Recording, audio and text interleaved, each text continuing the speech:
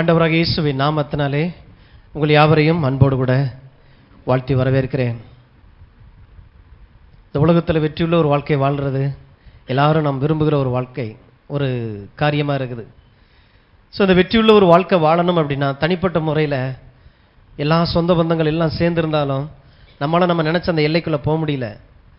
சிலருக்கு எல்லா உதவிகளும் இருக்குது, எல்லாருடைய தயவும் இருக்குது, எல்லாருடைய ஒத்துழைப்பும் இருந்தாலும் அத்தனை பேர் சேர்ந்து தூக்கி விட்டாலும் ஒரு உயரத்துக்கு அவங்க நினச்ச அந்த உயரத்துக்கு அவங்களால போக முடியல. ஏன்னா போக முடியாது. ஏன்னா மனிதன் இன்னொரு மனிதனை நம்பி சார்ந்து வாழும்படி ஆண்டவர் உண்டாக்கலை. அத்தனை மனிதர்கள், இந்த பூமியில் படைக்கப்பட்ட அத்தனை ஜீவராசிகளும் தன்னை உண்டாக்கின தெய்வத்தோடு கூட இணைந்து வாழும்படியாகத்தான் ஆண்டவர் உண்டாக்கி இருக்கிறார்.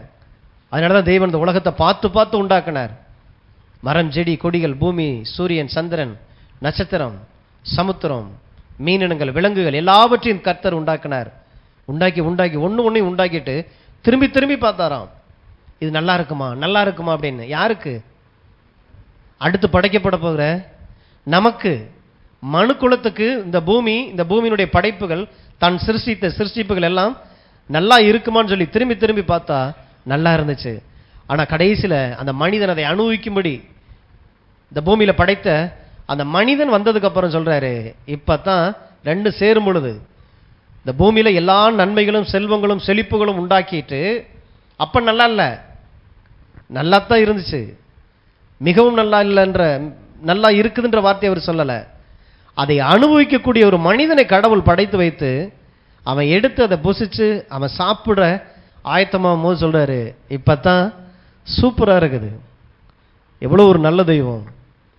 ஆனால் இந்த தெய்வத்தை எந்த அளவுக்கு மதம் காட்டிருச்சு அப்படின்னா, நீ நல்லா இருக்கிறத கடவுளுக்கு பிடிக்காத ஒரு காரியம், நீ நல்லாவே இருந்துடக்கூடாதுன்றதுல வேற வேற ஆங்கிளில் வேற வேற வார்த்தைகளை வச்சு அந்த தெய்வத்தை சந்தேகப்படுற அளவுக்கான வார்த்தைகள் உள்ள வருது பாருங்க. அப்போ ஆண்டவர் நமக்கு சொல்ற காரியம், கர்த்தர் நல்லவராக இருக்கிறார், அவர் கிருபை என்றும் உள்ளதா இருக்கிறது. ஸோ அதான் தொடர்ந்து பார்த்து கொண்டு வருகிறோம். என் தேவன் எனக்கு தீமை செய்கிறவர் அல்ல, எனக்கு தீமை செய்கிற தெய்வத்தை நான் ஆராதிக்கல. நான் தேடி வந்த அந்த தெய்வம் இயேசு தீமை செய்கிறவர் அல்ல. எல்லா விஷயத்திலும் பார்த்து வர்றோம். சிருஷ்டிப்பில் இருந்து சிலுவையில் அவர் பட்ட அந்த பாடுகள், வேதனைகள், எப்படி தெய்வம் தன்னை நல்லவராய் இந்த உலகத்துக்கு காண்பிக்கிறார். இன்னைக்கு மீட்கப்பட்டிருக்கிற நமக்குள்ளாக வந்திருக்கிற அந்த நித்திய ஜீவன் என்னவெல்லாம் செய்திருக்கிறது. இந்த பூமியில் ஞானம் உள்ளவர்களாக அநேக மனிதர்கள்ட்ட இல்லாத ஒரு காரியம், தெய்வத்திடத்துல மாத்திரம் இருக்கிற ஒரு காரியம், இன்னைக்கு நமக்குள்ளாக அந்த ஞானத்தின் ஆவியை கொடுக்கறதன் மூலமாய் இந்த பூமியில் நம்ம நாட்கள் நீடித்திருக்கும், தீர்க்க ஆயுசு இருக்கும், கனம் இருக்கும், செல்வம் இருக்கும், எல்லாவற்றையும் உடையது அந்த நித்திய ஜீவன். நித்திய ஜீவனை பெற்ற பிள்ளைகளுக்குள்ளாக வருகிற அந்த ஆவிக்குரிய பசி தீர்க்கப்படுகிற இடம் தேவனுடைய வார்த்தை. இந்த தெய்வ வார்த்தையை நீங்க எடுக்க எடுக்க எடுக்க இதிலிருந்து வருகிற வார்த்தைக்குள்ளிருந்து வருகிற ஒரு நியூட்ரிஷன் தான் ஞானம். இந்த வார்த்தையில் அதிக பிரியமாக இருக்கும் பொழுது, சத்துருக்களை பார்க்கல நான் அதிக ஞானமாக இருக்கிறேன், எனக்கு போதித்தவர்களை பார்க்கல நான் அதிக ஞானமாக இருக்கிறேன், முதியோர்களை பார்க்கல நான் அதிக ஞானமாக இருக்கிறேன். அப்போ இந்த ஞானம் என்ன செய்யும்? குடும்பத்தை எப்படி நடத்துறது, தொழில் எப்படி பண்ணுறது, இந்த சமுதாயத்தில் பாடுகள் ஒவ்வொருத்தவங்களும் நிறைந்திருக்கிற இந்த உலகத்தில் தேவன் எதிர்பார்த்திருக்கிற நல்ல வாழ்க்கை எப்படி வாழ வருது? இந்த நியூட்ரிஷன் எங்கிருந்து வருது? தேவனுடைய வார்த்தையை ஆவிக்குரிய மனிதனுக்குள்ளாக நான் புசிக்க புசிக்க, அதனால தான் நம்முடைய வார்த்தையை உண்டேன், அது எனக்கு இன்பமாக இருக்கிறது, டேஸ்டாக இருக்குது. ஏதோ ஒரு நியூஸ் பேப்பர் வாசிக்கும் போது இந்த டேஸ்ட் வராது, அது ஆத்துமாக்குரியது. ஆனால் தேவனுடைய வார்த்தை ஒன்று தான், என் வார்த்தை ஆவியும் ஜீவனமாய் இருக்கிறது.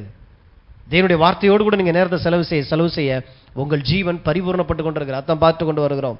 அப்போ தேவனுடைய வார்த்தைக்குள்ள போகும்பொழுது தேவனுடைய எண்ணங்கள் எப்படிப்பட்டதுங்கிறத ஒரு நித்திய ஜீவனை பெற்ற தேவ வார்த்தையோடு கூட இணைந்திருக்கிற ஒரு தேவ பிள்ளை அழகாக கண்டுபிடிச்சிருவான். தெய்வத்தை யாராலையும் கண்டுபிடிக்க முடியாதுங்க. அவர் என்ன நினைக்கிறாருன்னு தெரியல. சில நேரம் நல்லது நடக்கிறாரு, சில நேரம் என் வாழ்க்கையில் தீமை செஞ்சிடறாரு. அவரை யாரால போய் கேள்வி கேட்க முடியும்? அவரை யார் மாற்ற முடியும்? இப்படி நம்மளை நாமளே சந்தேகப்பட்டுக்கிறோம். ஆனால் ஒரு தெய்வத்தினுடைய நினைவுகளை என்னால் புரிந்து கொள்ள முடியும். அதான் கிறிஸ்தவம். இதுதான் கிறிஸ்தவம். ஏதோ ஒரு மதத்தில் இருக்கிறவங்க தெரியல, சாமி ஏதாவது பார்த்து எனக்கு நல்லது செஞ்சிரு சாமின்னு சொல்லிட்டு சின்சியராக போய் ஜெபம் பண்ணிட்டு நம்ம வர்றதுக்காக இந்த குடும்பத்துக்குள்ள இந்த கூட்டத்துக்குள்ள வரல. மீட்கப்பட்டிருக்கிற நமக்கு தேவன் தன்னுடைய எண்ணங்களை வெளிப்படுத்துகிறார். அதனாலதான் ஏசாயா 55 போட்டிருக்கு, பூமிக்கு வானம் எவ்வளவு உயரமாய் இருக்கிறதோ அவ்வளவாய் உயர்ந்த நினைவுகளை உடைய தேவன். நம்ம வாழ்க்கையில் அப்படிப்பட்ட உயர்ந்த நினைவுகளை தேவன் வச்சிருக்கிறார். அந்த நினைவுகள் என் நினைவுகளாய் மாறும்போது ஒரு மனுஷன் தேவனுடைய எண்ணங்களோடு கூட தன்னுடைய எண்ணங்களை கலக்கும் போது இந்த பூமியில வெற்றி உள்ளவனாக இருப்பான் பாருங்க. யாரும் பெற முடியாத அந்த வெற்றிக்குள்ள அவன் கடந்து போயிடுறான். அப்ப தேவனுடைய எண்ணங்கள் என்னை எப்படி ஆசீர்வதிக்கிறது, என்னை எப்படி உயர்த்துறது, என்னை எப்படி இந்த பூமியில மற்ற எல்லா சத்துருடைய கிரியிலிருந்து என்னை விடுதலை ஆக்குறது, இதே நினைவுகளாகவே தேவனுடைய நினைவுகள் இருக்குது பாருங்க. அப்ப அவருடைய எண்ணம் நம்முடைய எண்ணமாய் மாறும்போது நம்ம வாழ்க்கை உயர்த்தப்படும். இதை விட்டுட்டு என்னை எந்த நேரமும் கர்த்தாவே கர்த்தாவேன்னு சொல்றதுனால, வாசிங்க மத்தேயு 7:21, பரலோகத்தில் இருக்கிற என் பிதாவின் சித்தத்தின்படி செய்கிறவனை பரலோக ராஜ்யத்தில் பிரவேசிப்பானே அல்லாமல் என்னை நோக்கி கர்த்தாவே கர்த்தாவே என்று சொல்லுகிறவன் அதில் பிரவேசிப்பதில்லை. பரலோகத்தில் இருக்கிற என் பிதாவின் சித்தம், சித்தம்னா என்னன்னு பார்த்தோம் இல்லையா? சித்தம்னா என்னது? விரும்பி தீர்மானிக்கிறது. விரும்பி தீர்மானித்திருக்கிற அந்த தீர்மானத்தின்படி நீங்கள் வாழ பழகும் பொழுது, நீங்கள் விரும்பி நீங்கள் தீர்மானிக்கிறது இல்லை, தேவன் ஒரு காரியத்தை விரும்பி தீர்மானித்ததை எழுதி வச்சிருக்கிறார். அப்ப தேவ சித்தத்தை நான் இங்கே அறிந்து கொள்ளலாம், எழுதப்பட்ட தேவனுடைய வார்த்தைக்குள்ள அறிந்து கொள்ளலாம். அப்ப ஆபிரகாம், ஈசாக்கு, யாக்கோபு, யோசேப்பு, மோசே எல்லாரையும் நான் வாசிக்க வாசிக்க தேவ சித்தத்தை என்னால் அறிந்து கொள்ள முடியும். அப்ப அவர்களுக்கு என்ன செஞ்சாரோ அதைத்தான் தேவன் நமக்கும் செய்கிறவராக இருக்கிறார். கர்த்தர் நாம் மாறாதவராக இருக்கிறேன். அப்ப தேவனுடைய சித்தத்தின்படி நான் செய்யாம, தேவ சித்தத்தை நான் அறிந்து கொள்ளாம, அவருடைய எண்ணங்கள் நினைவுகளை அறிந்து கொள்ளாம தேவனுடைய ராஜ்யத்துக்குள்ள பிறக்க கூட முடியாது. இதை விட்டுட்டு கர்த்தாவே கர்த்தாவே என்று சொல்லுகிறவர்கள் அதிலே பிரவேசிப்பது இல்லை. தெளிவா சொல்லிட்டாரு. எனி டைம் ஜெபம்தான், எந்த நேரமும் உபவாசம் தான். ஆனா தேவ சித்தம் என்னன்னு தெரியாம, அறிவில்லாம ஒரு வாழ்க்கை வாழ்ந்துடக்கூடாது. அதுதான் ஆண்டவர் நம்மளை அழைக்கிற. என்னுடைய எண்ணங்களை புரிஞ்சுக்க, என் ஆசைகள் என்ன, உன்னை பற்றி என்னுடைய நினைவுகள் என்ன, உன்னால் அறிந்து கொள்ள முடியும். அதை வெளிப்படுத்துறதுக்கு தான் பரிசுத்த ஆவியானவர், சபை, அதுக்கு தான் பிரசங்கம். கர்த்தருடைய நினைவுகளை வெளிப்படுத்தணும். உங்க தேவைகள் எப்படிப்பட்டதனால இருக்கலாம், உங்களுடைய வழிகள் எப்படிப்பட்டதா இருக்கலாம், ஆனா தேவனுடைய நினைவுகள் அந்த வழிகளுக்கு மருந்து போடுகிறதா இருக்கிறது. அதை வெளிப்படுத்துகிற இடம் தான் சபை. அப்ப தேவன் நான் நன்றாயிருக்க விரும்புகிறார். நித்திய ஜீவனை பெற்ற தேவ பிள்ளைகளோடு கூட தேவன் தன்னுடைய நினைவுகளை வெளிப்படுத்துவதன் மூலமாய் புதிய ஒரு உடன்படிக்கை அவர் ஏற்படுத்தி இருக்கிறார். இந்த உடன்படிக்கை ஒரு மனிதனுடைய வாழ்க்கையில அந்த அக்ரிமெண்ட், அந்த கவனன்ட் செய்யப்படும் பொழுது என்னெல்லாம் நடக்குது? மீட்கப்பட்ட தேவ பிள்ளைங்க தேவன் ஏற்படுத்தி வைத்திருக்கிற அந்த நன்மைகளுக்குள்ளாக அவங்க கடந்து வர்றாங்க. உடன்படிக்கை கடவுளே நினைச்சாலும் மாற்றப்பட முடியாத ஒரு அக்ரிமெண்ட்டுக்குள்ள உள்ள வந்துடுறாங்க. உபாகமம் 8:18, உன் தேவனாகிய கர்த்தரை நினைப்பாயாக, அவரே உன் பிதாக்களுக்கு ஆணையிட்டு கொடுத்த தம்முடைய உடன்படிக்கையை உறுதிப்படுத்தும்படி இந்நாளில் உனக்கு உண்டாயிருக்கிறது போல ஐஸ்வர்யத்தை சம்பாதிக்கிறதற்கான பலனை உனக்கு கொடுக்கிறவர். மோசே இதை எப்ப சொல்றாருன்னா, எகிப்தின் அடிமைத்தனத்துல, தரித்திரத்துல, ஒரு எந்த ஒரு நல்ல வாழ்க்கை வாழ முடியாத சூழ்நிலையில் இருக்கிற தங்கள் ஜீவனை கசப்பாய் எண்ணிக்கொண்டிருக்கின்ற அந்த ஜனங்களுக்கு மோசே இதை பேசுறாரு. மிந்தினி அப்படி இருந்த எகிப்துல அடிமைத்தனத்துல எந்த ஒரு நன்மையும் இல்லாத ஒரு வாழ்க்கை நீ வாழ்ந்து கொண்டிருந்த, ஆனா இந்த தெய்வம் உன்னைய விடுதலையாக்கி இந்நாளில் உனக்கு உண்டாயிருக்கிற இந்த ஐஸ்வர்யத்தை சம்பாதிப்பதற்கான பலனை அவரே கொடுத்திருக்கிறார். இன்னைக்கு நிறைய பேருக்கு இந்த ஐஸ்வர்யம், செழிப்பு அப்படின்றது கெட்ட வார்த்தை. கெட்ட வார்த்தைன்னு நினைக்கும் போது தேவன் கொடுக்கிற பலனை அவங்க எப்படி பயன்படுத்துவாங்க? சொல்றாரு, அந்த ஐஸ்வர்யத்தை தந்த தெய்வத்தை நினைப்பாயாக. அப்ப தேவன் பாவம் செய்ய வைக்கிறாரா? தெய்வம் நன்மை செய்கிற தெய்வம். அவர் தான் இந்த பூமியில நீங்க நல்லா இருப்பதற்கான அந்த ஆதாரங்களை, அந்த வல்லமை, அந்த பலனை, அந்த தெய்வீக ஆற்றல்களை தேவனே உங்களுக்கு தந்து வாழு, இப்படி இருந்து பாரு அப்படின்னு சொல்லி கொடுத்தா, இன்னைக்கு மனிதர்கள் என்ன நினைக்கிறாங்கன்னா, பிசாசனுடைய பெரிய பொய் என்னன்னா, நீங்க நல்லா இருந்துடக்கூடாது, கடவுள் உங்களுக்குள்ள ஏதோ ஒரு குறைவு வச்சாத்தானே நீங்க கடவுளை தேடிக்கிட்டே இருப்பீங்க, அதனால ஆண்டவர் தான் இந்த குறைவு வச்சிருக்கிறார். அந்த குறைவுகளில் பெரிய குறைவு என்னன்னு பார்த்தீங்கன்னா பொருளாதார குறைவு. ஏன்னா நீங்க அப்பத்தானே ஒண்ணுக்கும் நீங்க ஒரு ரூபாய்க்கும் போய் நிற்பீங்க. கடவுளுக்கே இவங்கெல்லாம் ஆலோசனை சொல்ற ஆட்க. நல்ல வேளை இவங்கள்ட்ட வந்து ஆண்டவர் ஆலோசனை கேட்கல. இன்னைக்கு கிறிஸ்துவத்தில் பார்த்தீங்கன்னா நல்லவர்கள் ரொம்ப பேர் இருக்கிறாங்க. நம்மளை பார்க்கிலும் ஒத்துக்கிறோம், அதெல்லாம் நம்மளை பார்க்கிலும் நல்லவர்கள் அநேகர் இந்த உலகத்தில் வாழ்ந்துட்டு இருக்கிறாங்க. ஆனால் அறிவோடு கூட இருக்கிறது ரொம்ப ரொம்ப அவசியம். நான் ஆராதிக்கிற தேவன் ஐஸ்வர்யத்தை சம்பாதிப்பதற்கான பலனை எனக்கு தருகிற தேவன். நான் இந்த பூமியில பண விஷயத்துல பொருளாதார காரியங்களை நன்றாய் இருக்கணும். ஏன்னா அதை வச்சு தான் மற்ற எல்லாமே உண்டாக்கப்படுகிறது. அதனாலதான் தேவனுக்கு அந்த அறிவு இருக்குது. பணம் நிறைஞ்சிருக்கிற உலகத்துல பணம் இல்லாம உங்களை வாழ விடுற அளவுக்கு கடவுள் சைக்கோ இல்ல. நல்லா தெரியும் அவருக்கு. நீங்க எல்லாரும் இங்க கிளம்பி வரணும்னா வாகனங்கள்ல வர்றீங்க. வாகனம் வாங்குறதுக்கு வேணும்ல, பெட்ரோல் போடணும்ல, ஆசை இருக்குது.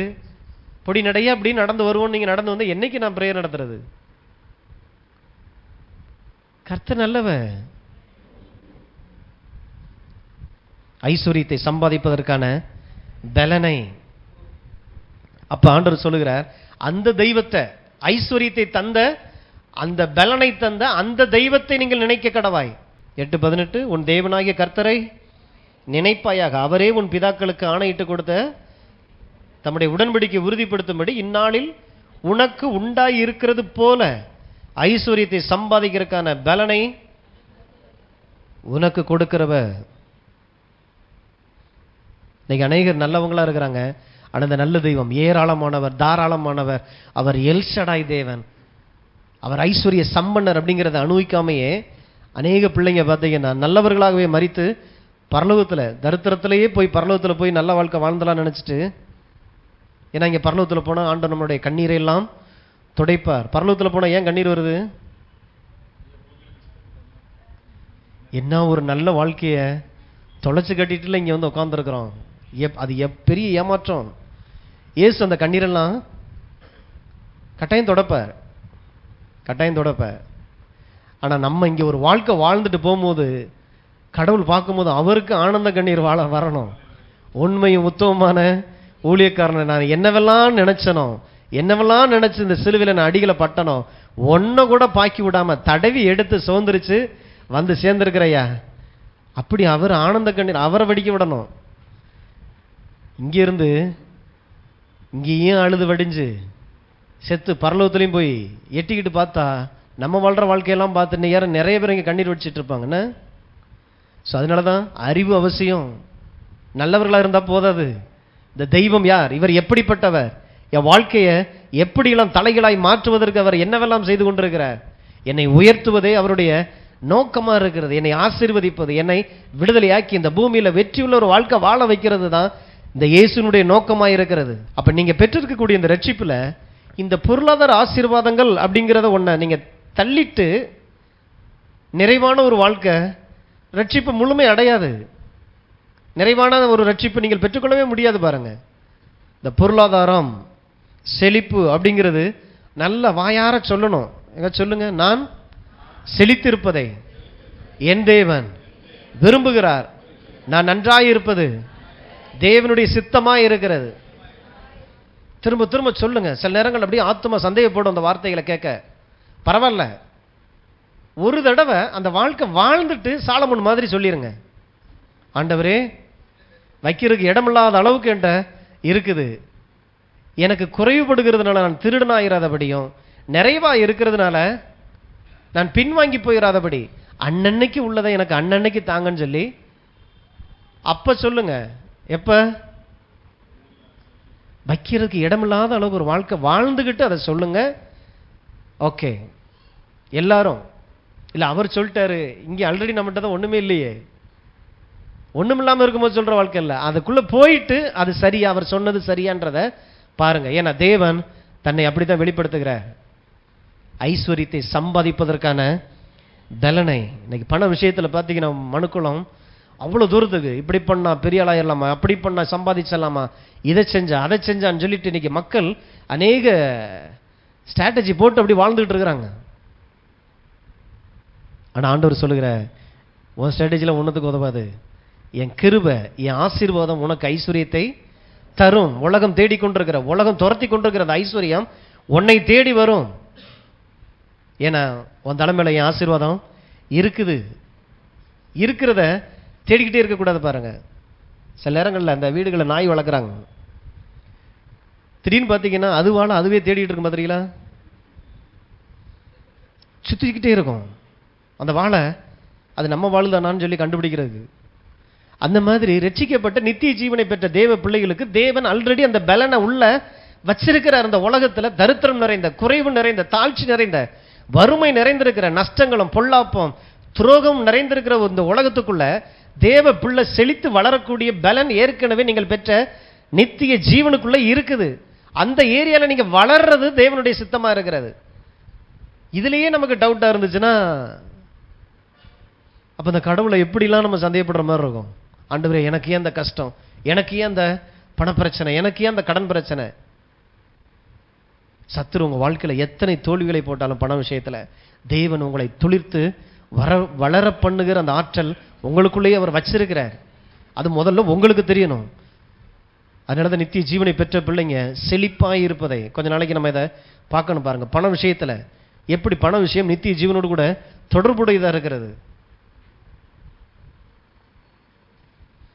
அப்ப நீங்க நன்றாய் இருக்கிறது உங்களுடைய ஃபீலிங்காக இல்ல. நீங்க நன்றாய் இருப்பது, பண விஷயத்துல செழித்து இருக்கிறது, அது தேவனுக்கு புகழ்ச்சி. அது தேவனுடைய உடன்படிக்கையினுடைய உண்மைத்தன்மையை வெளிப்படுத்துகிற ஒரு விதமா இருக்கிறது. ஒரு தேவ பிள்ளை தோத்து போனா தேவன் தன்னுடைய உடன்படிக்கையில எப்படிப்பட்டவர் அப்படிங்கிற அந்த உலகம் சந்தேகப்படும். அதுக்குதான் தேவன் இந்த மனுக்குலத்தோடு கூட ஒரு உடன்படிக்கையை ஏற்படுத்தி இருக்கிறார்.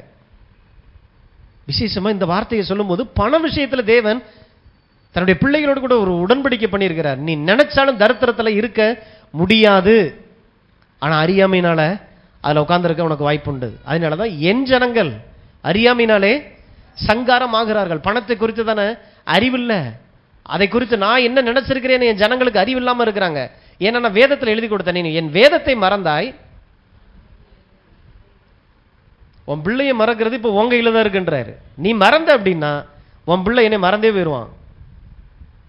ஏன்னா நீ அப்படி ஒரு தோல்வியான ஒரு வாழ்க்கை வாழ்ந்துட்டு இருப்ப. எத்தனை கிறிஸ்தவர்கள், எத்தனை ஊழியர்களுடைய பிள்ளைங்க இந்த ஊழியத்துக்கே வந்துடக்கூடாது. ஏன்?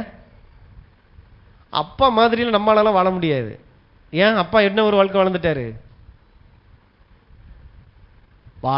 வாரந்தோறும் நின்று வீட்டுக்கு வாடகை கொடுக்கணும், சர்ச்சுக்கு அதை கட்டணும், சர்ச்சுக்கு இதை வாங்கணும், யாராவது தாங்க தாங்க தாங்கன்னு சொல்லி பிள்ளைக்கு பார்த்தீங்கன்னா நம்மளும் இந்த இடத்துக்கு வந்தா இந்த ஜனங்கள்கிட்ட நம்மளும் தான் இப்படி கை நீட்டுற மாதிரி வந்துருமோ. அதுக்கு அப்பா தேடுறத நம்ம எளிதாய் சம்பாதிக்கிறதுக்கான வழி என்ன? படிக்கிறான், அம்புசாட்டி ஒரு காரியத்தை பார்த்துட்டு 1 லட்சம் 1.5 லட்சம் சம்பாதிக்கிறதுக்கான வழியை பார்த்துட்டு போயிடுறான். வேணவே வேணான்ற மாதிரி ஆயிடுது. ஆனா எவ்வளவு பெரிய ஒரு நல்ல தெய்வம், இந்த தெய்வத்துக்கு ஊழியம் செய்யறதுங்கிறது அது அவ்வளவு பெரிய பாக்கியம். அதனாலதான் கர்த்தர் அதுல வைராக்கியமா இருக்கிறார். இப்படிப்பட்ட தோத்து போன அந்த மாதிரியான வாழ்க்கையில் இருக்கிற அந்த பிள்ளைங்க இந்த உலகத்துல இல்ல, இந்த தெய்வத்தை நம்ம மிஸ் பண்ணிட்டோம்னு சொல்லி அவங்க கண்டு அதை அப்படி அங்கலாய்க்கணும். அப்படி ஒரு வாழ்க்கை வாழ்ந்து காட்டுறதுக்கு தான் தேவன் நம்மளை தெரிந்தெடுத்திருக்கிறார். நாம் ஆராதிக்கிற தேவன் ஐஸ்வர்ய சம்பனராய் இருக்கிறார். இப்ப நான் வாழ்ற வாழ்க்கையை பார்த்து இப்ப என் பிள்ளை நமக்கு ஒரு அழைப்பு வந்துடாதா, இப்படிப்பட்ட ஒரு அழைப்பு வந்துடாதான்னு சொல்லி ஏங்கணும். ஏன் எம்ப்ளாய்மெண்ட் ஆபீஸ் அப்படி ஃபுல்லா நிறைஞ்சு இருக்கு சீனியாரிட்டிலாம். 60 வயசு ஆனாலும் அதுல போய் ரெனியூ பண்ணிட்டே வர்றாங்க. எதுக்கு? கவர்மெண்ட் வேலை கிடைச்சிடாதா? காசு வேலைனாலும் கவர்மெண்ட் வேலை கிடைச்சிடாதா? குறைவான வறுமையில் இருக்கிற ஒரு கவர்மெண்ட் வேலையே ஜனங்கள் இவ்வளவு விரும்புவார்களானால் தேவ ராஜ்யம் எப்படிப்பட்டது? ஏன்னா வாழ்ந்து காட்டுறதுக்கு ஆள் இல்லை. இந்த ராஜ்யம் எப்படிப்பட்டது, தெய்வம் எப்படிப்பட்டவர், பண விஷயத்துல செழிப்புல எப்படிலாம் இருக்கலாம், அந்த தெய்வத்தை நம்பி போனா இப்படிலாம் வாழலாமா? அதனாலதான் தெய்வனுடைய கிருபையிலிருந்து வருகிற ஐஸ்வர்யத்தை நாம் அனுபவிக்க பழகணும். அப்போ உங்க வாழ்க்கையில வெற்றியை கொண்டு வர அந்த உடன்படிக்கையை உறுதிப்படுத்துறதில் கர்த்தர் தீவிரமாய் இருக்கிறார். நல்ல கிறிஸ்தவர்கள் அறிவினால் நிரப்பப்பட்டது ரொம்ப ரொம்ப அவசியம். அதனாலதான் வேதத்தோடு கூட உங்களுடைய அறிவு இருக்கட்டும். உலகத்தில் இருக்கிற அறிவுலாம் இருக்குது. 2025 பொருளாதார நிலை எப்படி இருக்குது, இன்னும் அடுத்து எப்படி ஆக போகுது, உட்காந்து வீட்டில் உட்காந்து நினைச்சு பார்த்து கவலைப்படுறதில்ல. தெய்வ வார்த்தைக்குள்ள போனீங்கன்னா நான் இந்த உலகத்தில் இருந்தாலும் நான் இந்த உலகத்துக்குரியவன் அல்ல. அதனாலதான் இந்த உலகத்தினுடைய பொருளாதாரம் என்னை பாதிக்காது. நான் பரலோகத்திலிருந்து அனுப்பப்பட்ட தேவனுடைய பொருளாதார நிலைக்குள்ளாக நான் இருக்கிறேன். என்னுடைய குடியிருப்பு பரலோகத்திலே இருக்கிறது. ஆகையினாலதான் உலகம் தருகிற ஆசீர்வாதம் அல்ல, உலகம் கொண்டு வருகிற பணத்தினுடைய வழிகளை கற்றுக்கொள்றது இல்ல. கர்த்தரின் ஆசீர்வாதமே ஐஸ்வர்யத்தை தரும், அதோடு கூட வேதனையை கூட்டார். உலகத்துல ஐஸ்வர்யம் இருக்குது. யாரை ஏச்சு, யாரை திருடி, பொல்லாப்ப செஞ்சு, கலப்படம் பண்ணி, எவனுக்கு என்ன கெடுதல் நடந்தாலும் சரி, சுயநலத்தோடு கூட நான் நல்லா இருந்தா போதும், எனக்கு நல்லது நடந்தா போதும். அது குழந்தைன்னு பார்க்கறதில்ல, வயசானவங்களும் பார்க்கறதில்ல, பெண்கள் பார்க்கறதில்ல, என்னன்னாலும் சரி, எவன் எக்கெடு கெட்டு போனா எனக்கு என்ன. உலகம் அப்படி ஒரு ஐஸ்வர்யத்தை சம்பாதித்து வைத்திருக்கும் போது தேவன் சொல்லுகிறார், கர்த்தரின் ஆசீர்வாதமே ஐஸ்வர்யத்தை தரும். ஐஸ்வர்யத்தை தரும். கர்த்தருடைய ஆசீர்வாதத்துக்குள்ள ஐஸ்வர்யம் உண்டு. அதோடு கூட அவ வேதனையை கூட்ட மாட்டார். போட்டிருக்குது வாம் 8:18, அவரே ஐஸ்வர்யத்தை சம்பாதிக்கிறதுக்கான பலனை உனக்கு கொடுக்கிறவர். எல்லாரும் சொல்லுங்க, அவரே எனக்கு பணத்தை சம்பாதிப்பதற்கான பலனை கொடுக்கிறவர். ஐஸ்வர்யம் அது ஏதோ ஒரு வார்த்தை இல்ல, ராவா சொல்ல தெரியணும். பணத்தை, காசை, துட்ட சம்பாதிப்பதற்கான பலனை தருகிற ஐஸ்வர்யம். அந்த பக்திக்குரிய ஒரு வார்த்தை மாதிரி எப்படி போயிடும், அது என்னன்னே தெரியாம லோக்கலாவே பேச தெரியணும் மனசுக்குள்ள. அப்பதான் அது நம்ம ஆத்துமா. இதுக்கு எதிர்த்து நின்று பேசிட்டு வெளியில போய் பார்த்தீங்கன்னா பணத்துக்காக நம்ம அலையிற அழைப்பை பார்க்கும்போது பாவமா இருக்கும்.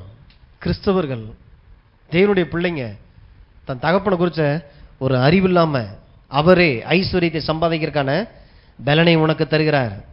இன்னைக்கு அநேகர் என்ன நினைச்சிட்டாங்கன்னா, பிசாசு தான் இன்னைக்கு ஐஸ்வர்யத்தை சம்பாதிக்கிறதுக்கான பலனையே கொடுக்குறான். அதனாலதான் துன்மார்க்கெல்லாம் ரொம்ப நல்லா இருக்கிறான், கெட்டவன் பாவி எல்லாமே அவங்க கையில தான் அந்த ஐஸ்வர்யம் இருக்கு. அப்ப பிசாசு தான் எல்லாரையும் ஆசீர்வதிக்கிறான். வேதம் தெளிவா சொல்லுது, இயேசுவே தன்னுடைய சொந்த வாயால சொல்லுகிறார், திருடன் திருடவும் கொல்லவும் அழிக்கவும் வருகிறான் என்று வேறு ஒன்றுக்கும் வரான்னா எவனையும் அவன் ஆசீர்வதிக்க முடியாது. அவனுக்கு ஆசீர்வதிக்கக்கூடிய ஆற்றல் கிடையாது. எவனையும் பணக்காரனாக்கவும் மாட்டான். மனிதன் எப்ப தரித்திரம் பிடிச்சது? மனிதனுக்கு எப்ப தரித்திரம் வந்தது? பாவம் செய்து தேவனை விட்டு பிரிக்கப்பட்டு. அப்ப ஏதேன்ல இருக்கும் பொழுது பாத்தீங்கன்னா செல்வமாய் வாழ்றான். அவனுக்கு பண கஷ்டம்னா என்னன்னே தெரியல, வறுமைனா அவனுக்கு என்னன்னே தெரியல. ஏதேன் தோட்டத்துக்குள்ள அவன் மிச்சம் போட்டாங்க, சகல விதமான கனி விருட்சங்கள் உள்ள இருந்தது. 2 பேருக்கு ஒரு நதி, 4 ஆறுகள் ஓடுது, தண்ணி பற்றாக்குறை இல்ல. செல்வம், பொண்ணு விளைஞ்சிச்சு, லிட்டரலா இங்க பொண்ணே விளைஞ்சது. இன்னைக்கு 1 கிராம் எவ்வளவு, 1 பவுன் எவ்வளவுன்னு சொல்லி உட்காந்து பெருமிச்சு விட்டுட்டு இருக்கோம். தரித்திரத்தினுடைய நிலை. ஆனா ஏதேன் தோட்டத்தில் மனிதனை தேவன் கொண்டு வந்து உண்டாக்கி வச்ச அந்த இடம் பார்த்தீங்கன்னா அவ்வளவு ஒரு செல்வ பூமி. மனிதனுக்கு தேவைன்னா என்னன்னே தெரியாது, குறைவுனா என்னன்னே தெரியாத ஒரு வாழ்க்கை. அப்ப அவனே தன்னுடைய சுய தீர்மானத்தின்படி பிசாசுக்கு தன்னை ஒப்பு கொடுத்து பாவத்தில் விழுந்த போது ஏதேன் தோட்டத்துக்கு வெளியில வர்றான். வெளியில வந்தாதான் தெரியுது, வேர்வை உடம்புல அப்பத்தான் வேர்க்கவே செய்யுது. புதுசா தெரியுது, என்னது உடம்புக்குள்ள இருந்து ஒரு திரவம் வருது. ஓ, இதுக்கு பேரு தான் வியர்வை. ஆதாம் அதற்கு பெயரிட்டான். வேர்வைன்னா என்னங்கிறது அப்பதான் தெரியுது. அப்ப ரொம்ப கஷ்டப்பட்டான். ஆட்சிக்கும் ஐயருக்கும் பார்த்தீங்கன்னா கொஞ்சங்கானு சாப்பிட்றதுக்கு வருது. அப்ப இந்த கொஞ்சத்தை எடுக்கிறதுக்கே ரொம்ப கஷ்டப்படணும்னா அப்ப நான் ரொம்ப சாப்பிடணும்னா ரொம்ப ரொம்ப கஷ்டப்படணும். தத்துவமா மாறிடுச்சு, தத்துவமா மாறிடுச்சு. கடும் உழைப்பு, கடும் முயற்சி, இந்த கடும் அதுக்கப்புறம் தான் வந்துச்சு. ஆனா மிந்தி வரைக்கும் ஆசீர்வதிக்கப்பட்டவன் சின்னதை செஞ்சாலே பெரிய விளைச்சல் வந்தது. தரித்திரம் எங்கே வந்தது? முதல்ல அதுல இருந்தாவது கண்டுபிடிக்கணும். தரித்திரம் தேவனிடத்துல இருந்து வரவில்லை. தரித்திரத்தை கொண்டு கடவுள் மனிதருக்கு எதையும் போதிக்கவும் முடியாது. அவரே ஐஸ்வர்யத்தை சம்பாதிப்பதற்கான பலனை நமக்கு கொடுக்கிறவராய் இருக்கிறார். சொல்றாரு, இப்ப என்னை நினைச்சுப்பாரு, இந்த செல்வத்தை கொடுத்த என்னை நினைச்சுப்பாரு, கொடுத்து நினைச்சு பார்க்க சொல்றார். ஆனா இன்னைக்கு என்ன சொல்லி கொடுத்துட்டாங்க, நிறைய இருந்துச்சுன்னா நீ கடவுள்கிட்ட வரமாட்ட, குறைவா இருந்தா தான் நீ கடவுளை தேடுவ. அதனால ஆண்டவர் உனக்கு தரித்திரத்தை தந்து இந்த கடன் பிரச்சனையை தந்து தன்னை நினைக்க வைக்கிறார். எவ்வளவு இருட்டடிப்புல, எவ்வளவு பெரிய பொய். ஐஸ்வர்யத்தை தந்துட்டு சொல்றாரு என்னை நினைச்சு பாருன்னு. ஆனா உலகம் சொல்லி கொடுக்குது, தரித்திரத்தை கொடுத்து தான் ஆண்டவரை நீ நினைப்ப தலைகில. இப்போ உலகத்தாருக்கு எப்படி ஐஸ்வர்யம் வந்தது? நம்ம நினைச்சது போறவே. உலகத்தான்ட்ட இவ்வளவு பணம் இருக்குது, ஏன்? ஆண்டவர் நல்லோர் மேலும் தீயோர் மேலும் மழையை பெய்ய பண்ணுகிறார், சூரியனை உதிக்க பண்ணுகிறார். உன் தகப்பன் ஒரு பாவியா இருந்தா கூட அவனுடைய முயற்சிகள், அவனுடைய செயல், அவனுடைய தொழில் எல்லாவற்றிலும் அவன் நன்றாய் இருப்பதற்கான கிருபையை கொண்டு வந்த அந்த தேவன், நீ அவருடைய வீட்டு பிள்ளையா இருக்கிற, உனக்கு அந்த பலனை தராமல் இருப்பது எப்படி? சந்தேகம் வரணும். நம்ம என்ன நினைச்சிட்டோம், பிசாசு தான் எல்லாரையும் ஆசீர்வதிச்சுக்கிட்டு இருக்கிறான், அதனாலதான் அவங்க எல்லாம் நல்லா இருக்கிறாங்க. பிசாசுக்கு ஆசீர்வதிக்க தெரியாது, ஆசீர்வதிக்கவும் முடியாது. அவன்கிட்ட அப்படி ஒரு ஆற்றலே இல்லை. அவன் சபிக்கப்பட்டவன். அறியணும், கண்கள் திறக்கப்படணும், சரியான பார்வையில பார்க்கணும். இன்னைக்கு அநேகர் என்ன நினைச்சிட்டாங்கன்னா, இந்த கர்த்தரை நீங்க பின்பற்றினீங்க அப்படின்னா அவ்வளவுதான், இந்த கடவுளை நீங்க நேசிச்சு போயிட்டீங்க, இயேசுவை பிடிச்சிட்டீங்களா, ஞானசானம் எடுத்துட்டீங்களா, அவ்வளவுதான். என்ன இனிமே உங்க வாழ்க்கை துறவற வாழ்க்கை தான். உண்மைதான், துறவற வாழ்க்கை தான். எதை துறக்கணும்? தரித்திரத்தை துறக்கணும், கடனை திறந்துடணும். இனிமே கடன்ல வாழ்ற வாழ்க்கைன்றதெல்லாம் விரும்பவே கூடாது. அந்த துறவறம் வாழ்ந்தா தேவன் எதிர்பார்க்கிற வண்ணமாய் அந்த தரமான ஒரு வாழ்க்கை, நித்திய ஜீவனை பெற்ற தேவரகமான வாழ்க்கை தான் நான் வாழ போறேன். ஒண்ணுமில்லாத நாட்கள்ல இப்படி நாங்க கடல் மிட்டாயை வாங்கி தின்னுட்டு இப்படி நடந்து நாங்க பஸ் ஸ்டாண்டுக்கு போயிட்டு இருந்தோம், ஊருக்கு போனோன்றதெல்லாம் திறந்துட்டோம். இப்பெல்லாம் நினைச்சு பார்த்தாலும் முடியல. அந்த துறவரம் நல்லது. ஐஸ்வர்யத்தின் தேவன், இந்த தெய்வத்தை நம்பி வந்தீங்கன்னா நீங்க நல்லா இருக்கிறதுக்காக மட்டும்தான் நீங்க வர்றீங்க. ஆமென். நீங்க வர்றதுனால இயேசுக்கு ஒரு பைசா பிரயோஜனம் இல்லை. ஆனா நீங்க தேடி வந்ததுனால உங்களுக்கு பல கோடிகளுக்கும் பல நன்மைகளுக்கும் உங்களுக்கு பிரயோஜனமா இருக்கிறது. இயேசுங்கிறவர் உங்களுக்குள்ள தரித்திரத்தை கொண்டு வரல, அவர் உங்க தரித்திரத்தை அவர் எடுத்துட்டு உங்களுக்கு தன்னுடைய ஐஸ்வர்யத்தை கொடுத்திருக்கிறார். பைபிளை எடுத்தா தரித்திரம் வந்துடும் சொல்லி பயப்படுறது. வேதம் சொல்லுகிற சங்கீதம் 1ல பிரியமாயிருந்து இரவும் பகலும் அந்த வேதத்தில் தியானமாயிருக்கிற மனிதன் பாக்கியவான், அவன் செய்வது எல்லாம் வாய்க்கும். இலையுதிராதிருக்கிற மரத்தை போல இருப்பான், அவன் செய்வது எல்லாம் வாய்க்கும். அப்படின்னா என்ன அர்த்தம்? பண விஷயத்தை தான் பேசுறாரு. இந்த பைபிளை தொட்ட அப்படின்னா அப்படி நடந்துருன்றாரு. ஆனா இன்னைக்கு என்ன நினைக்கிறதுனா, இதை தொட்டுட்டா தான் நமக்கு எல்லா சோதனை வந்துடும், இதை தொட்டா தான் நமக்கு நஷ்டம் வந்துடும், ஏன்னா இது ரொம்ப புனிதமானது. புனிதத்துக்கும் தரித்திரத்துக்கும் என்னங்க பங்கு இருக்குது? கடவுள்கிட்ட பக்கத்தில் நெருங்கி நிற்கிற ஆட்கள்லாம் நீங்க கண்டுபிடிங்க, உலகம் காட்டியிருக்கிற ஆட்கள்லாம் கண்டுபிடிங்க. கடவுளுக்கு பக்கத்தில் போய் நின்னாலே ஒரு மாதிரி ஒட்டுன தோல், பாதி ட்ரெஸ் போட்டு போடாம இல்லையா?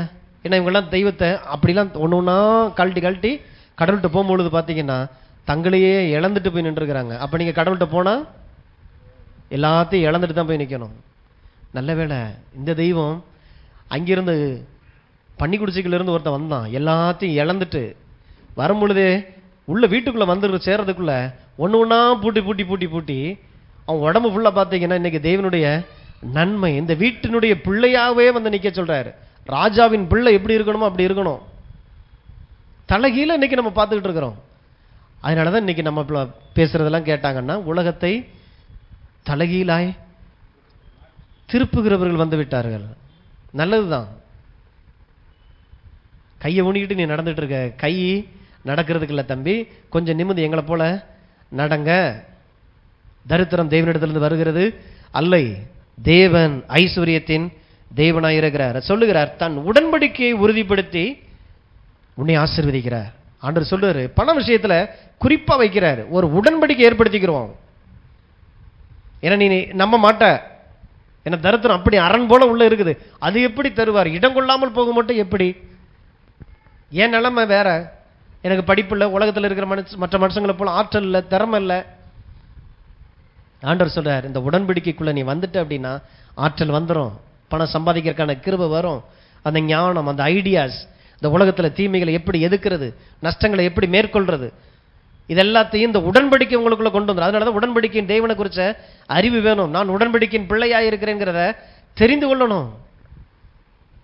பசிங்க. ஆதியாகமம் 17:1 ஆபிராம் 99 வயதான போது கர்த்தர் ஆபிரகாமுக்கு தரிசனமாகி, நான் சர்வ வல்லமையுள்ள தேவன், நீ எனக்கு முன்பாக நடந்து கொண்டு உத்தமனாயிரு, நான் உனக்கும் எனக்கும் நடுவாக என் உடன்படிக்கை ஏற்படுத்தி உன்னை மிகவும் திரளாய் பெருக பண்ணுவேன் என்றார். அப்பொழுது ஆபிராம் முகங்குப்புற விழுந்து வணங்கினான். தேவன் அவனோட பேசி, நான் உன்னோடே பண்ணுகிற என் உடன்படிக்கை என்னவென்றால், நீ திரளான ஜாதிகளுக்கு தகப்பனாவாய், இனி உன் பேர் ஆபிராம் என்னப்படாமல் நான் உன்னை திரளான ஜாதிகளுக்கு தகப்பனாக ஏற்படுத்தினபடியால் உன் பேர் ஆபிரகாம் என்னப்படும். உன்னை மிகவும் அதிகமாய் பழுக பண்ணி உன்னிலே ஜாதிகளை உண்டாக்குவேன், உன்னிடத்திலிருந்து ராஜாக்கள் தோன்றுவார்கள், உனக்கும் உனக்கு பின்வரும் உன் சந்ததிக்கும் நான் தேவனாய் இருக்கும்படி எனக்கும் உனக்கும் உனக்கு பின் தலைமுறை தலைமுறையாக வரும் உன் சந்ததிக்கும் நடுவே என் உடன்படிக்கையை நித்திய உடன்படிக்கையாக ஸ்தாபிப்பேன். ஒரு உடன்படிக்கை ஏற்படுத்துறாரு. இந்த உடன்படிக்கை மனிதன் விரும்பிக்கிட்டு ஆண்டவர்கிட்ட போய், ஆண்டவரே நீங்களும் நானும் செஞ்சுக்கிறோன்னு சொல்லல, தேவனே. அந்த நாட்களில் பார்த்தீங்கன்னா சிறியவர்கள் ஒரு கூட்டம் ஜனங்கள் இருப்பாங்க. இவங்க பார்த்தீங்கன்னா தங்களை சுற்றி இருக்கக்கூடிய பெரிய ஆட்களால் உபத்திரப்படுத்தப்பட்டுக்கிட்டே இருப்பாங்க. எனி டைம் இவங்களை எதையாவது ஒன்று பண்ணிக்கிட்டே இருக்கிறது, அல்லது இவங்கள்ட்ட தொல்லையை கொடுத்துக்கிட்டு இவங்களுக்கு நஷ்டங்களை உண்டு பண்ணிட்டு எந்த நேரம் ஒரு பாதுகாப்பு இல்லாத ஒரு சூழ்நிலையில் வாழ்வாங்க. அப்போ அந்த சின்ன கூட்டத்தில் இருக்கிறவங்க தங்களுக்குன்னு ஒரு மத்தியஸ்தரை ஏற்படுத்திக்கிட்டு, யாரு சொன்னா அந்த பெரியவர், அந்த ராஜாவோடு கூட ஒரு உடன்படிக்கை பண்ணிக்கிட்டோம்னா நமக்கு ஒரு பாதுகாப்பு இருக்கும். அப்ப என்ன பண்ணுவாங்கன்னா, இந்த கூட்டம் ஒரு மத்தியஸ்தரை ஏற்படுத்தி ராஜாவின் இடத்துல பேசக்கூடிய ஒரு ஆளா இருப்பார். அவர்கிட்ட போய் இந்த கூட்டம் போய் உங்களோடு கூட உடன்படிக்கை பண்ணணும்னு சொல்லி தவம் கிடக்குதியா, உங்களை தேடி வர்றாங்க, அலையிறாங்க அப்படின்னு சொல்லி அலையத்தான் செய்வாங்க. ஏன்னா தங்களுக்கு பாதுகாப்பு இல்லை, இந்த உலகத்தில் வாணிபம் பண்ண முடியாது, எந்த தொழில் நடத்த முடியாது. ஏன்னா அவங்கள சுற்றி இருக்கக்கூடிய ஜனங்கள் எல்லாருமே பார்த்தீங்கன்னா அந்த பெரிய கும்பல் இந்த சின்ன கும்பலை எப்பயுமே டாமினேட் பண்ணிக்கிட்டே இருப்பாங்க, அல்லது நஷ்டத்தை உண்டு பண்ணுவாங்க, அவங்கள ஒரு வேலை செய்ய விட மாட்டாங்க. அப்போ என்ன பண்ணுவாங்கன்னா, அந்த சின்ன கும்பல் அந்த மத்தியஸ்தன் மூலமாக ராஜாவின் இடத்துல போய் ஒரு உடன்படிக்கை, எங்களுக்கு ராஜாவுக்கு ஒரு உடன்படிக்கை ஏற்படுத்தப்பட்டணும், அதுக்கு நீங்கள் உதவி செய்யுங்க. ஸோ மத்தியஸ்தர் போய் பேசிட்டு வந்து, ஸோ அது ஒரு சடங்காச்சாரமாகவே நடக்கும். இப்படி ராஜா இந்த கும்பலோடு கூட உடன்படிக்கை பண்ணால் தன்னுக்கான ஒரு அடையாளத்தை இங்கே கொடுப்பார், ஏதோ ஒரு அடையாளம்.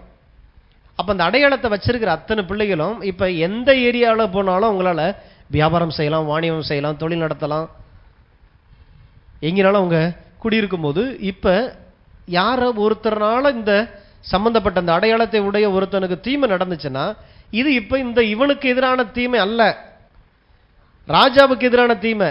அதனாலதான் இயேசு சொன்னார், உலகத்தின் முடிவு வரைக்கும் சகல நாட்களிலும் நான் உன்னோடு கூட இருக்கிறேன். நான் சொன்ன வேலையை நீ போய் செய்யும் போது அங்கே கூட்டத்தினால சில ஓத்திரங்கள், சில துன்பங்கள் வந்தா எனக்கும் உனக்கு ஒரு உடன்படிக்கை ஏற்படுத்தப்படுங்க, தைரியம் வரட்டும். பணத்தை நம்ம எப்படி சம்பாதிக்கிறது, நம்ம என்ன செஞ்சாலும் இந்த ஏரியாவில் அந்த ஜாதி அதிகமா இருக்குது, அவங்க நம்மளை கீழே இறக்கிடுவாங்க, நம்மள்கிட்ட பொருள் வாங்க மாட்டாங்க. ஆண்டவர் சொல்லுகிறார், தெய்வத்தோடு கூட எனக்கு ஒரு உடன்படிக்கை ஏற்படுத்தப்பட்டதா இருக்கிறது. ஆதியாகமம் 15:7 பின்னும் அவர் அவனை நோக்கி, இந்த தேசத்தை உனக்கு சுதந்திரமாய் கொடுக்கும் பொருட்டு உன்னை ஊர் என்கிற கல்தேயருடைய பட்டணத்திலிருந்து அழைத்து வந்த கர்த்தர் நானே என்றார். ஆபிரகாம் வெளியில தான் ஆசீர்வதிக்கப்பட்டார். ஈசாக்கு பஞ்சகாலம் எகிப்தில் பஞ்சம் பிழைக்க போய் அங்கே தான் பெருகினார். யாக்கோபு லாபானுடைய தேசத்துல, யோசேப்பு எகிப்துல, எல்லாருமே இஸ்ரேல் ஜனங்கள் கானான்ல.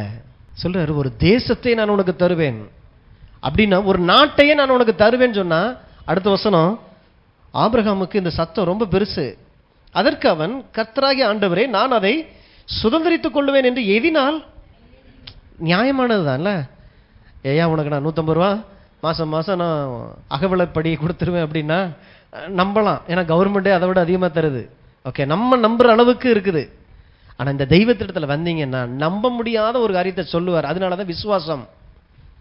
அறிவுல இருந்து பார்க்க கூடாது. பாத்தீங்கன்னா இவர் எப்ப பார்த்தாலும் இப்படித்தான் பெருசு பெருசா சொல்லி பொய்யா சொல்லுவான்ற மாதிரியே பைபிள் வாசிக்கும் போதே நமக்கு அப்படி வந்துடும். ஏன்னா நம்ம மூளைக்குள்ள இருந்து பைபிளை பார்க்கிறோம். அதனாலதான் விசுவாசிக்கிறவன் தேவனுக்கு பிரியமா இருக்கிறான். ஏன்னா அவர் நினைக்கிற மாதிரியே நினைக்கிறான். வாழ்க்கை ரொம்ப கம்மியா இருக்குது, ஒரு பிள்ளை இல்லை. ஆனா இப்ப பேரை மாத்திரம் ஓடி போய் கெசட்ல போய் மாத்திட்டு வந்துடுறாரு. மாத்திட்டு எல்லாரையும் சுத்தி வச்சு ஒரு விருந்தை கொடுத்து, ஏப்பா எனக்கு பேர் மாத்தியாச்சு, இருந்து என்னுடைய பெயர் ஆபிரகாம். சொல்றதுக்கு தைரியம் வேணும்ல. அத்தனை பேருக்கும் தெரியும் ஆபிரகாம்னா என்ன அர்த்தம்னு. அநேக ஜாதிகளுக்கு தகப்பன். என்ன எல்லாரும் வாயை மூடிட்டு சிரிச்சிருப்பான்ல, நீ என்னன்னாலும் சிரிச்சுக்க. தாத்தாக்கு ஆசையை பாரு, 100 வயசாச்சு, இப்ப போய் அநேக ஜாதிகளுக்கு தகப்பனா. ஆனா கர்த்தருடைய சத்தத்துக்கு, எண்ணங்களுக்கு தன்னுடைய எண்ணங்களை உட்படுத்தினான் பாருங்க. அற்புதம் நடந்தது. எவன் ஒருத்தன் சுத்தி அவன்லாம் என்ன நடப்பான், இவன் நம்மளை கேலி பேசுவான்னு சொல்லி சொல்லி தெய்வனுடைய வார்த்தை 2ஆம் பட்சமா 3ஆம் பட்சமா தள்ளும் போது நிச்சயமா அதனுடைய ஆசீர்வாதங்கள் அப்படித்தான் இருக்கும்.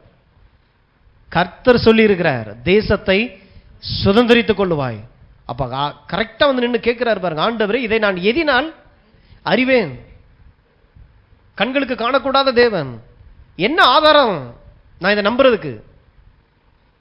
அடுத்தே சொல்றாரு, அதற்கு அவர் 3 வயது கிடாரியையும் 3 வயது வெள்ளாட்டையும் 3 வயது ஆட்டுக்கடாவையும் ஒரு காட்டுப்புறாவையும் ஒரு புறா குஞ்சையும் என்னிடத்திலே கொண்டு வா என்றார். எடுத்துட்டு வாப்பான்னு சொன்னா புரிஞ்சிருச்சு. ஏன்னா இது ஆல்ரெடி இங்க கல்ச்சர்ல இருந்தது. ரத்த உடன்படிக்கை. அப்ப உடன்படிக்கை அப்படின்னா வெட்டுதல், ரத்தம் சிந்தப்படணும், வெட்டுற இடத்துல சிந்தப்படும். உடன்படிக்கைனால வெட்டுதல் அர்த்தம். அப்போ ஒரு ஆடு இந்த மாதிரி மிருகங்களை கொண்டு வச்சுறாரு. கொண்டு வந்தா தொடர்ந்து பார்த்தீங்கன்னா ஆபிரகாம் என்ன செஞ்சான்னு சொல்லி பார்க்குறோம். பார்க்கும் பொழுது அதெல்லாம் செஞ்சு முடிச்சுட்டு 2 பேரும், ஒரு ஆடு 2ஆ அப்படி பிளக்கப்பட்டு பிரிஞ்சு கிடக்குது. ஒரு பங்கு ஆபிரகாமுக்கு, ஒரு பங்கு தேவனுக்குரியது. இப்போ இவங்க 2 பேரும் இதில் நடுவில் நின்று உடன்படிக்கை பண்றாங்க.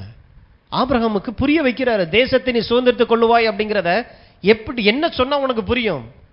இருக்கிறதுலே மேன்மையானது இந்த உடன்படிக்கை. நான் செய்யறேன், வா நீ நானும் ஒன்னா நிற்போம். யார் யாரை தேடுவா?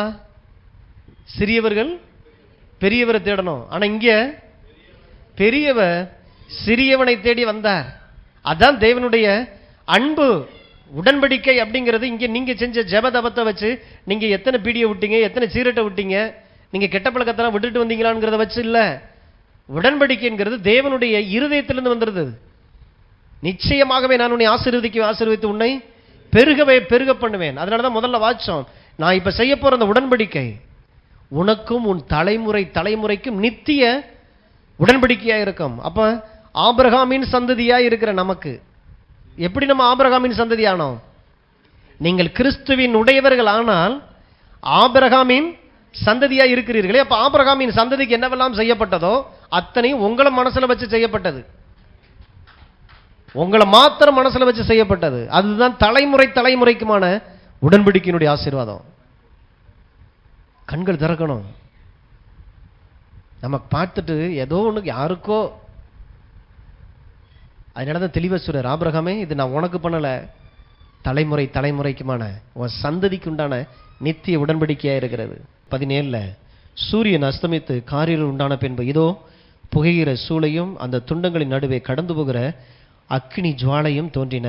அந்நாளிலே கர்த்தர் ஆபிரகாமோடே உடன்படிக்கை பண்ணி எகிப்து நதி துவக்கி ஐப்ராத்து நதி என்னும் பெரிய நதி மட்டுமுள்ளதும் கேனியரும் கெனிசியரும் கத்மோனியரும் ஏத்தியரும் பெரிசியரும் ரெப்பாமியரும் எமோரியரும் கானானியரும் கிர்காசியரும் எபூசியரும் என்பவர்கள் இருக்கிறதுமான இந்த தேசத்தை உன் சந்ததிக்கு கொடுத்தேன் என்றார். கொடுத்தேன், உடன்படிக்கை முடிஞ்சிருச்சுல்ல, கொடுத்தாச்சு. ஆனா அங்கே யாரெல்லாம் இருக்கிறா? அத்தனை எதிரிகளும் அங்கே ஏற்கனவே இருக்கிறான். பட்டா அவன் பேர்ல தான் இருக்கு, பத்திரம் அவன் பேர்ல தான் இருக்குது. அதனாலதான் உங்களுக்கு நல்லா தெரியணும். மோசே சொல்றாரு, எப்பா கானானுக்குள்ள நீ போவ, அங்க போனா அங்கே அத்தனை பேரும் ராட்சத பிறவிகளா இருப்பான். ஏன்னா அவன் சைஸுக்கு பார்த்தீங்கன்னா பெரிய பெரிய வீடுகள், பெரிய பெரிய பட்டணங்கள், தோப்பு துறவங்கள்லாம் உண்டு பண்ணி வச்சிருக்கிறான். அழகா சொல்லுவாரு, அவன் அங்கே இல்லை அப்படின்னா இது உனக்குத்தான் நான் வச்சேன். ஆனா அவன் அங்கே இல்லை அப்படின்னா காட்டு மிருகங்கள்லாம் உள்ள வந்து நாஸ்தி பண்ணிரும். அதனால நீ வர்ற வரைக்கும் நான் அதை அவன் கையில கொடுத்து வச்சிருக்கிறேன். இப்ப புரியுதுங்களா? தேசம் யாருக்குரியது? அப்ப ஏன் அவங்கெல்லாம் பெரிய பெரிய ஆட்களா தெரியுறாங்க, ராட்சதர்கள் தெரியுறாங்களா கண்ணுக்கு முன்னால? இவங்க கிட்ட போய் நம்ம எப்படி கேட்கறது? பத்திரம் எல்லாம் அவன் பேர்ல தான் இருக்கும். ஆனா என்னைக்கு நீங்க போய் நிக்கிறீங்களோ அன்னைக்கு பார்த்தீங்கன்னா பத்திரம் மாற்றப்படும். பாவிகளின் ஆஸ்தி நீதிமானுக்கு. அதனாலதான் நீதிமானுக்கு தான் நீதிமான்கிற அறிவு முதல்ல தேவை. இஸ்ரவேலே நீ பாக்கியவான், ரட்சிக்கப்பட்ட ஜனமே, உனக்கு ஒப்பானவன் யார்? இதுதான் உங்களுக்கு ஒப்பானவன் யார் பார்க்கணும். இந்த கூட்டம் வந்துடக்கூடாதுன்னு நிறைய பேர் ஜெபம் பண்ணிட்டு இருப்பான். ஆயத்தமாயிட்டு இருக்கிறோம். அறிவுல ஆல்ரெடி ஆண்டவர் தந்ததை எடுக்கிறதுக்கு எனக்கு அறிவு வேணும். தேவன் தன்னுடைய உடன்படிக்கையின் மூலமாக உன்னை ஒரு காரியத்தை விட்டுட்டு வா, உன் தேசத்தை விட்டுட்டு வான்னு சொன்னா ஏதோ ஒரு பரதேசியை போல ஆண்டவர் கூப்பிட்டாரு. இன்னைக்கு அப்படி இல்லை, உன் வீட்டை தான் விட்டுட்டு வந்த, ஆனா நான் உனக்கு ஒரு நாட்டையே ஆயத்தப்படுத்தி வச்சிருக்கிறேன், இதை பிடிக்கணும்னா அதை விட்டுட்டு வான்னு சொன்னார். இங்க எல்லாரும் என்ன நினைச்சிட்டாங்க, ஆபிரகாம்னா ஒரு ஒரு டென்ட் ஒன்று போட்டிருப்பாங்க. அந்த சண்டே கிளாஸ் பிள்ளைங்களுக்கு பிபிஎஸ்ல அந்த புக்கில் பார்த்தீங்கன்னா டென்ட் போட்டு ஆபிரகாம் வயசான தாத்தா ஒரு குச்சியை வச்சுக்கிட்டு ஒரு போர்வையை போத்திட்டு உட்காந்துருப்பார் ஒரு கல்லு மேலே. இதைத்தான் ஆபிரகாமா பார்த்துட்டோம். ஆனால் கடவுள் பார்த்த ஆபிரகாமே வேற. சாதாரண ஒரு வீட்டுல ஒரு விக்கிரகங்களை வித்துட்டு தெரிஞ்ச ஒரு மனுஷன், அவனுக்கு ஐஸ்வர்யம்னா என்ன, தேசம்னா எதுவுமே தெரியாது. ஆனா நான் உன்னை ராஜாவாக்குறேன், நீ என்னை நம்பி வர்ற, உன்னோடு கூட ஒரு உடன்படிக்கை ஏற்படுத்துற, நீ இந்த பூமியில தேசத்தை நீ சுதந்திரிக்கிறவனா இருப்பாய். இயேசு நம்பி வந்தேன், எல்லாத்தையும் விட்டுட்டேன். நீங்க விட்டதெல்லாம் தூசி கூட பெறாது. ஏன்னா நீங்க எடுத்துக்கிட்டு இருக்கிற நன்மைக்கு முன்னால வாழ்ந்து காட்டணும் பாருங்க. கடவுள் அவருடைய வார்த்தையை நான் வாசிக்கிறேன், இந்த உலகம் என்னைய வாசிக்குது. அதனாலதான் இந்த உலகத்துக்கு நீங்க சொல்ற வாயிலிருந்து வர்ற வார்த்தையெல்லாம் பத்தாது, வாழ்ந்து காட்டுங்க. அப்படி இருந்தேன். ஆமா, என் தெருக்கு பக்கத்துல எங்க வீட்டுக்கு பக்கத்துல தான் இவங்க இருந்தாங்க. அன்னைக்கு சின்ன வீட்டுக்குள்ள கஷ்டப்பட்டு இருந்தாங்க. அப்பெல்லாம் எங்க கிட்ட இருந்தா இவங்கெல்லாம் வாங்கி சாப்பிட்டாங்க சொல்லுவான். ஆனா இன்னைக்கு எங்கேயோ போயிட்டாங்க. சொல்ல வைக்கணும். கர்த்தரை நம்புகிறவன் இப்படியாய் வாழ்ந்திருப்பான், கர்த்தரை நம்புகிறவன் இவ்விதமாய் ஆசீர்வதிக்கப்படுவான். சாட்சியா நிக்கணும். உங்க நித்தியத்தில் இருந்து பார்க்கும் பொழுது உங்களுடைய 100 வயசு வாழ்க்கை ரொம்ப குறுகுனது. அந்த 100 வயசு வாழ்க்கைக்குள்ள நான் கடவுளுக்கு எவ்வளவு பெரிய காரியங்களை செய்ய முடியும், அவருடைய நினைவுகள் அவருடைய ஆசைக்காக இந்த பூமியில் எப்படிலாம் நான் வாழலாம் தீர்மானிக்கணும், உள்ள உடைக்கணும். செஞ்சதையே செஞ்சு பழைய ரிசல்ட்லயே வாழக்கூடாது. அப்ப உன்னை ஒரு காரியத்தை விட்டுட்டு வான்னு சொல்றது, ஒரு தேசத்தை சுதந்திரிக்கிறதுக்காக நான் உன்னை அழைக்கிறேன். ஆபிரகாமோடு கூட ஆண்டவர் பேசுறதுக்கு ஆள் இல்லாமே ஆபிரகாம் இவ்வளவு விஷயம் பேசிட்டு இருந்தாரு இல்ல? ஒரு நோக்கத்தோடு கூட, ஒரு ஆசை, ஒரு விருப்பம், ஒரு தரிசனத்தோடு கூட பேசிக்கிட்டு இருக்கிறார். இப்ப இன்னைக்கு ஆண்டவர் உங்ககிட்ட இந்த சத்தியத்தை பேசிட்டு இருக்கிறாருன்னா ஏன் அவருக்கு பேசுறதுக்கு இந்த பூமியில ஆளே இல்லையா? நீ உங்களை கேட்க வச்சாதான் உங்க ஆவிக்குள்ள இது போய் விழுகணும், உங்க ஆத்துமா அதை தியானிக்கணும். நான் தேசத்தை சுதந்திரிக்கிறவன். அற்ப காரியத்துக்காக கடன் காரியத்துக்காகவும் உட்கார்ந்து அப்படியே அழுது வழியிறது இல்ல. கர்த்தர் என்னோடு கூட ஒரு உடன்படிக்கை பண்ணி இருக்கிறாரு. இன்னைக்கு நீங்க இதை அறிஞ்சுக்கிட்டாலும் உங்க வாழ்க்கையில பொருளாதார காரியங்களை தரித்திரத்திலிருந்து மேல வர்றது ரொம்ப எளிதா இருக்கும். கர்த்தாவே இந்த சத்தியத்தின்படி என்னை நடத்தும், இந்த சத்தியத்துக்கு என்னை சாட்சியாய் மாற்றும். கர்த்தர் உடன்படிக்கை பண்ணுகிறார். இந்த உலகத்துக்கு ஒரு உண்மையான தெய்வன் யாரும் தெரியல. அப்ப ஒரு மனிதனை தெரிந்து கொள்றார். சாதாரண இருக்கிற ஒரு மனிதனை, அந்த கூட்டத்துக்குள்ள இருந்து ஒருத்தனை தெரிந்து கொண்டு அவனை ஆசீர்வதிச்சு, அவனை கழுவி, அவனை பரிசுத்தப்படுத்தி, அவனுக்குள்ள உடன்படிக்கை ஏற்படுத்தி, அவனை ராஜாவாக்கி பார்த்தா கர்த்தர் தன் ஜாதிக்கு செய்யற நன்மையை கேட்கிற ஜனங்களுக்குள்ள அது பயங்கரமா இருக்குதான். இப்படி இல்லாம ஒரு மனுஷனுடைய வாழ்க்கையில நன்மை நடக்கும். லக்குன்றத கேள்விப்பட்டிருக்கோம், ஆனா இவ்வளவு பெரிய லக்கா? அவன் பாஷையில அர்த்தம் சொல்லுவான்ல, கர்த்தரின் ஆசீர்வாதம் உனக்கு தெரியாது, லக்குன்னு தான் சொல்லுவான். உனக்கு என்னப்பா அதிர்ஷ்டம் அடிச்சிருச்சு,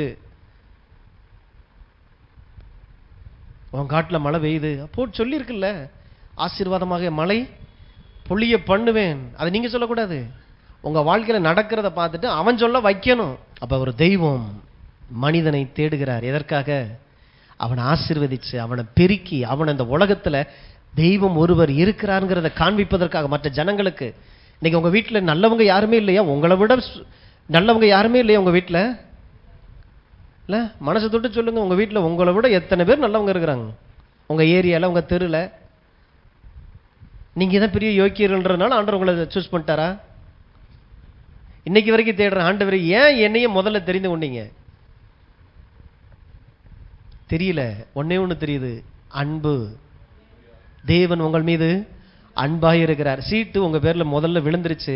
எடுத்து உங்களை பெரிய ஜாதியாக்கி, ராஜாவாக்கி, ஐஸ்வர்யவான்களாய் மாற்றி உங்கள் முழு குடும்பத்திற்கும் தேவன் தன்னை வெளிப்படுத்த அவர் விரும்புகிறார்.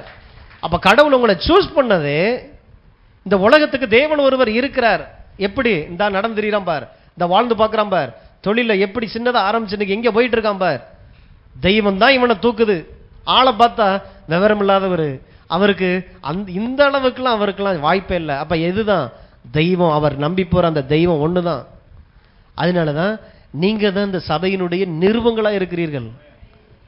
இங்க என்ன பேசப்படுகிறது அப்படிங்கிறத நீங்க தான் உலகத்துல போய் வாழ்ந்து காட்டிக்கிட்டு இருக்கிறீங்க. சொல்றாங்கல்ல, ஏதாவது ஒண்ணு தப்பு போட்டா நீ எல்லாம் சபைக்கு போயிட்டு இருக்க கேட்குறாங்கல்ல. அப்ப அதே ஆளு ஆசீர்வதிக்கப்பட்டு தேவ சத்தத்துக்கு நீங்க கீழ்ப்படிந்து இருக்கும்போது, தேவனால் ஆசீர்வதிக்கப்படும் போது கட்டாயம் அதையும் சொல்லுவான். நீங்க எங்க போயிட்டு இருக்கிறீங்க, நானும் உங்க கூட வரட்டுமா? வரணும். இனிமேல்லாம் சுவிசேஷம் இப்படித்தான். இன்னைக்கு அவன் தனக்கு எது பெருசா இருக்குன்னு நினைக்கிறானோ அது எல்லாமே உங்களை பக்கத்துல வச்சு பார்க்கும்போது, இதை வச்சுதான் நம்ம பெருசு பெருசுன்னு சொல்லிட்டு தெரிஞ்சமானு உங்களை பார்க்கும்போது வெக்கப்படணும். உடன்படிக்கை அவ்வளவு தூரத்துக்கு உங்களை உயர்த்துகிறதா இருக்கிறது. அப்ப சொல்றாரு 15:8, தேசத்தை தருவீர் அப்படிங்கிறத நான் எதனால் அறிவேன். அப்ப இங்க ஒரு ஆணையிட்டு ஒரு காரியத்தை செய்யறார் தேவன். உடன்படிக்கை வச்சுதான் பார்க்கிறார். இந்த சிறியவனை தேடி பெரிய தேவன் இறங்கி வந்தார், பரலோகத்தை திறந்தார். தனக்கு எது லாபமா இருக்கு எல்லாத்தையும் திறந்து இந்த பூமியில மனிதனோடு கூட உடன்படிக்கை பண்றதுக்கு இயேசு மத்தியஸ்தர். சிறியவர்கள் நம்மளுக்கு பெரிய தேவனோடு கூட ஒரு உறவு உண்டாகும்படி மத்தியஸ்தம் பண்ணும்படி. அதனாலதான் யோபு அன்னைக்கே கதறார் இல்லையா, எனக்கும் தேவனுக்கு நடுவாக மத்தியஸ்தம் பண்ணுகிற மத்தியஸ்தர் யாராவது இருந்தா நலமா இருக்குமே. அன்னைக்கு மத்தியஸ்தர் இல்ல. ஒரு தெய்வத்தோடு கூட நான் பேச, இந்த தெய்வத்தோடு கூட நான் உறவு கொள்றதுக்கு ஒரு மத்தியஸ்தர் இருந்தா நலமா இருக்குமே. ஆனா இன்னைக்கு நமக்கு மத்தியஸ்தர் இருக்கிறார். யார் அவர்? இயேசுவா இருக்கிறார். என் தலையில ஒரு கையும் பிதாவாகிய தேவனுடைய தலையில ஒரு கையும் வச்சு இரு விரத்தாரையும் ஒப்புரவாக்கி இருக்கிறார். இந்த ஒப்புரவாக்குதல் ஊழியம் கிருபையின் ஊழியம். தெய்வத்தோடு கூட போய் இணைஞ்சுக்க. அந்த தெய்வன் உன்னை தேடுகிறார். அவர் அன்பாய் இருக்கிறார். அவர் உன்னை ஆசீர்வதிப்பதிலே பிரியமாய் இருக்கிறார். அப்ப தேவன் மனிதனை பார்க்கும்போது இரக்கம் வெளிப்படுகிறது, ஒரு உருக்கம். இவனை கழுவி தூக்கணும் எப்படி இருப்பான் அப்படி பார்க்கிறார்.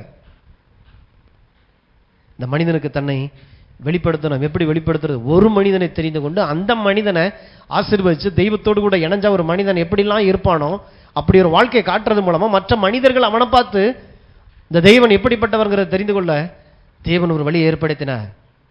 தேவனுடைய அன்பை எண்ணி பார்க்கணும். இப்படிலாம் நினைச்சு பார்த்தீங்கன்னா துதி தான் வரும், ஆராதனை வரும். இந்நாளில் உனக்கு உண்டாயிருக்கிற ஐஸ்வர்யத்தை சம்பாதிப்பதற்கான பலனை தந்தவர் அவரே. அவரே உன் கர்த்தராகிய தேவனை. ஐஸ்வர்யம் வரும்போது கர்த்தரை நினைக்க வைக்கும். இந்த ஐஸ்வர்யம் வந்தா கர்த்தரை தான் துதிக்க வைக்கும்.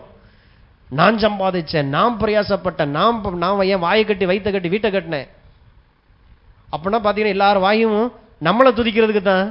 பேச மாட்டாங்களா போய் நிற்கும். இல்லைங்க, கர்த்தர் தான் என்ன எங்கேயோ கிடந்தேன், தூரமாக இருந்தேன், தரித்திரத்தில் இருந்தேன், செத்துடலான்ற அளவுக்கு கடனில் கிடந்தேன். இந்த தெய்வம் என்னோடு கூட உடன்படிக்கை பண்ணி என்னை மீட்டெடுத்த தெய்வமாக இருக்கிறார். மற்ற மனிதர்களுக்கு சாட்சியா சொல்லணும்.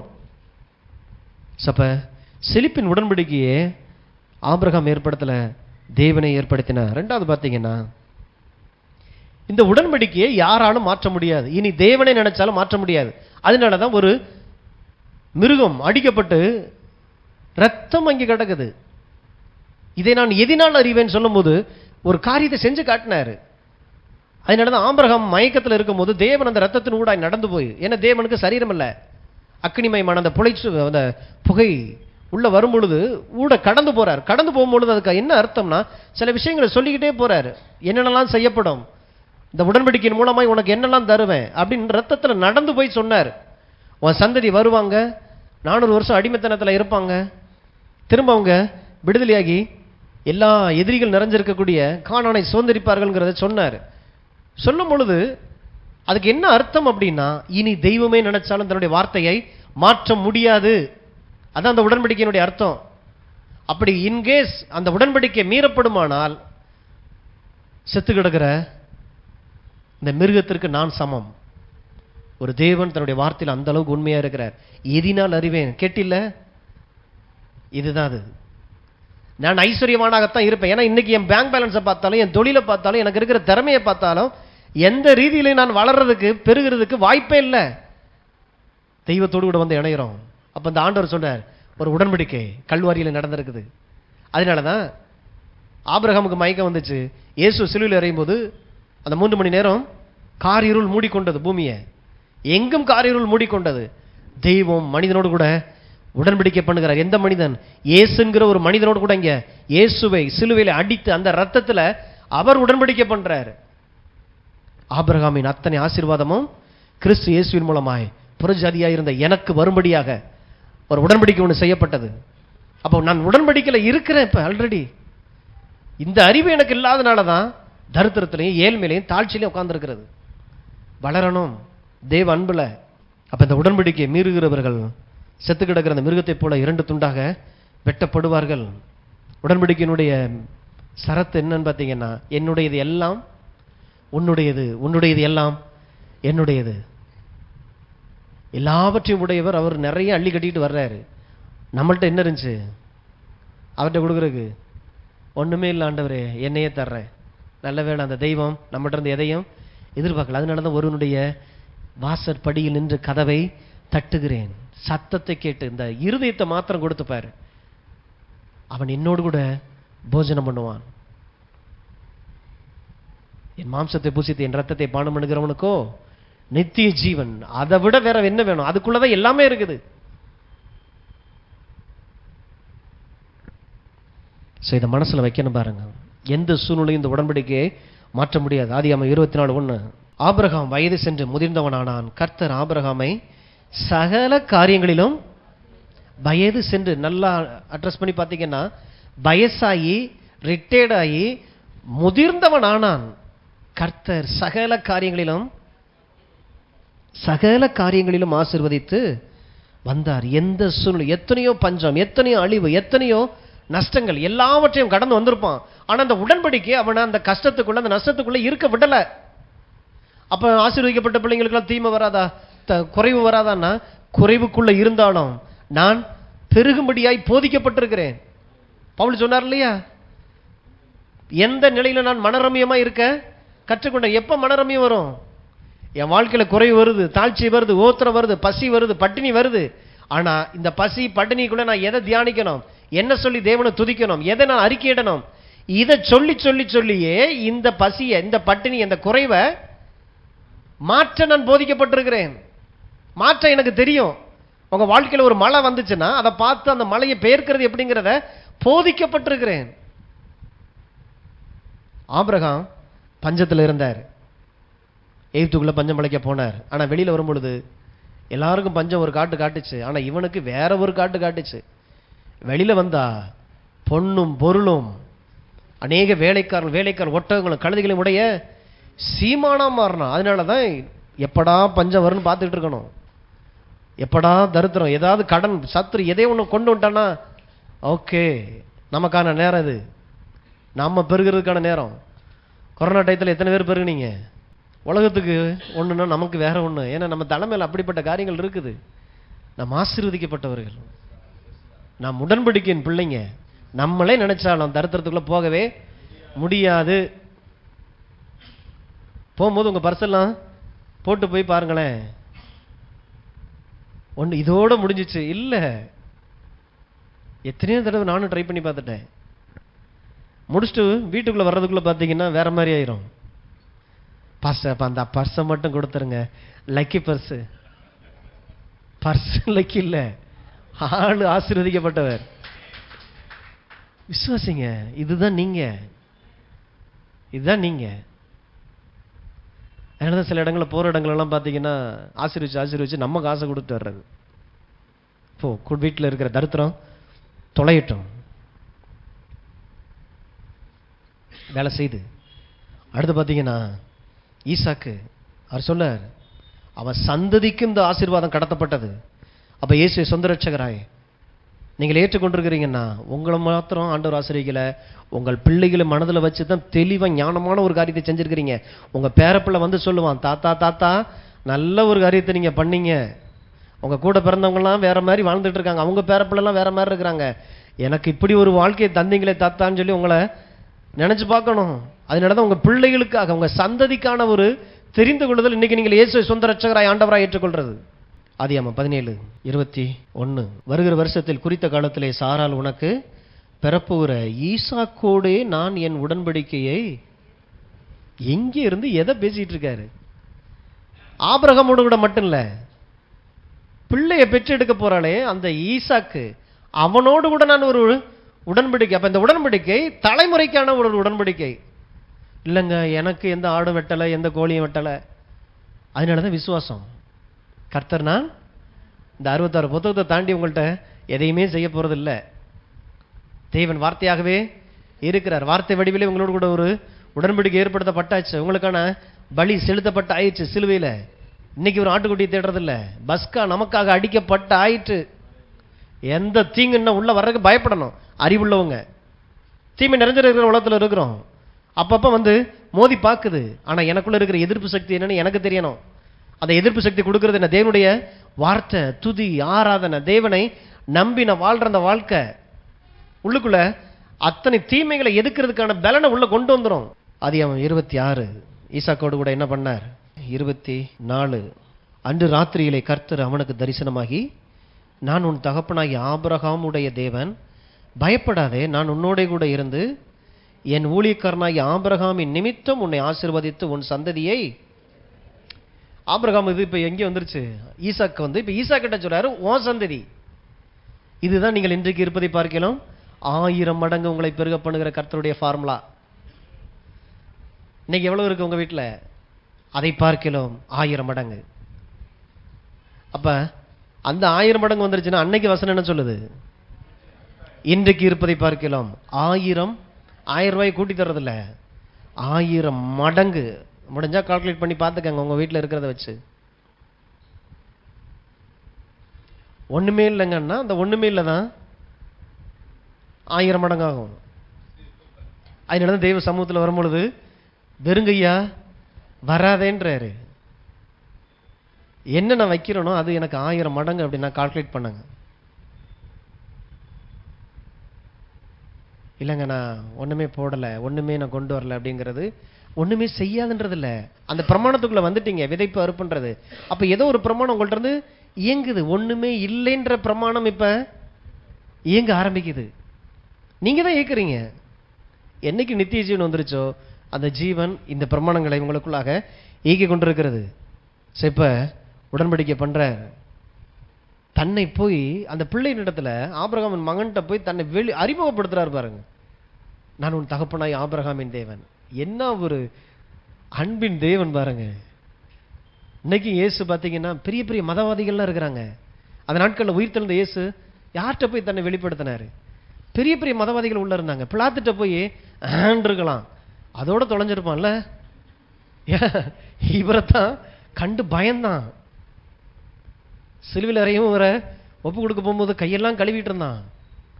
உயிர் தெழுந்து அங்கே வீட்டுக்குள்ள போய் உட்காந்து அந்த சோபாவில் உட்காந்துட்டு ஒரு அரட்டு போட்டிருந்தாருன்னா சோழி முடிஞ்சு போல. ஒப்பு கொடுத்த அந்த ஆசாரியர்கள் வீடுகளில் போய் உட்காரல. தம்முடைய சீசர்கள் என்ன நடந்துச்சுன்னு சொல்லி தெரியாம, என்ன நடந்து கொண்டிருக்குன்னு தெரியாம எம்மாவூருக்கு அவங்க போயிட்டு இருந்தாங்க பாருங்களேன். 3 இங்கே போயிட்டு அவரு அவங்க பேசிட்டு இருக்கிற காரியங்களை குறித்து விளக்கி கொண்டிருந்தார். தேவ வார்த்தையோடு கூட நீங்க நேரத்தை செலவு செஞ்சு பாருங்க. கர்த்தர் உங்களுக்கு நடுவுல நின்று தன்னை அவர் உங்களுக்கு வெளிப்படுத்துவார். இந்த உடன்படிக்கை எப்படிப்பட்டதுங்கிறத உங்களுக்கு அவர் வெளிப்படுத்துகிற தேவனா இருக்க. தன்னை குறித்து அறிகிற ஜனங்களுக்காக தன்னை வெளிப்படுத்துகிறார். அதனாலதான் பசி தாகம் தேவனுடைய வார்த்தையோடு கூட இருக்கணும். தேவன் தன்னுடைய உடன்படிக்கையின் மகனாய் இருக்கிற ஆபிரகாமின் பிள்ளைகிட்ட போய் பேசுறாரு. நான் உன் தகப்பனாகி ஆபிரகாமின் தேவன். எந்த தெய்வங்க தன்னை இப்படி வந்து வெளிப்படுத்தும்? தன்னை போய் வெளிப்படுத்துறாரு. அன்பின் தேவன் அப்படித்தான் உங்கள்கிட்ட தன்னை வெளிப்படுத்தி இருக்கிறார். இந்த தெய்வன் இந்த இயேசுட்ட வர்றதுக்கு உங்களுக்கு என்ன தகுதி இருக்குது? ஒரே தகுதி, அவரை ஆண்டவர் நான் விசுவாசிக்கிறேன். அதான் நம்முடைய தகுதியே. 26:12 ஈசாக்கு அந்த தேசத்தில் விதை விதைத்தான். கர்த்தர் அவனை ஆசீர்வதித்ததினால் அந்த வருஷத்தில் 100 மடங்கு பலன் அடைந்தான். அவன் ஐஸ்வர்யவனாகி வர வர விருத்தி அடைந்து மகா பெரியவனானான். வர வர விருத்தி அடைந்து மகா பெரியவனாகிறது. மகா அப்படிங்கிற வார்த்தைக்கு என்ன அர்த்தம்? ரொம்ப ரொம்ப ரொம்ப அதெல்லாம் சொல்ல முடியல. அதுக்கு தான் மகா. அதில் உங்க பேரை போட்டுக்கங்க. ஏன்னா இன்னைக்கு ஆட்டுக்குட்டி ரத்தத்தில் உங்களுக்கு உடன்படிக்கை பண்ணல. இயேசுவின் ரத்தத்தினால் உங்களுக்கு ஒரு உடன்படிக்கை பண்ணப்பட்டிருக்கு. இதெல்லாம் அடைஞ்சிட்டு அதுக்கப்புறம் ஆண்டவரே நீங்க வாங்க அல்லது நான் வரேன்னு சொல்லுங்க. எதையுமே செய்யாம இருந்துட்டு கர்த்தாவே பரலோகத்தில் என்று வந்து உம்மை காண்பேனோ அங்கே என் கண்ணீர் எல்லாம் துடைக்கப்படும்.